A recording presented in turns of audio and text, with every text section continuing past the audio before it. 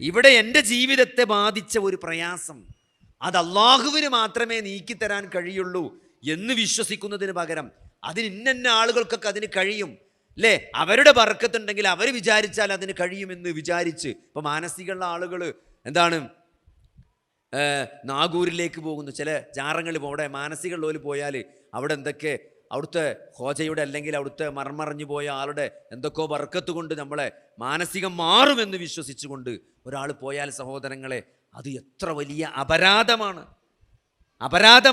നിങ്ങൾ ആലോചിച്ച് നോക്കി, അള്ളാഹു സുബ്ഹാനഹു വ തആല എത്ര കൃത്യമായിട്ടാണ് അള്ളാഹുവിനെ മാത്രം ആരാധിക്കണം, അള്ളാഹുവിനെ മാത്രം വിളിച്ചു പ്രാർത്ഥിക്കണം. നമ്മൾ നിസ്കാരത്തിൽ ഇയ്യാക നഅ്ബുദു വ ഇയ്യാക നസ്തഈൻ, ഞാൻ നിന്നെ മാത്രം ആരാധിക്കുന്നു, നിന്നോട് മാത്രമേ സഹായം തേടുകയുള്ളൂ എന്ന് നമ്മൾ പറയുമ്പോഴുള്ള ആ സഹായം അള്ളാഹു അല്ലാത്തൊരാളോട് ചോദിക്കുക എന്ന് പറഞ്ഞാൽ അത് ശിർക്കാണ്. അള്ളാഹുവിന് നമ്മൾ നൽകിയ വില എന്താണപ്പോൾ?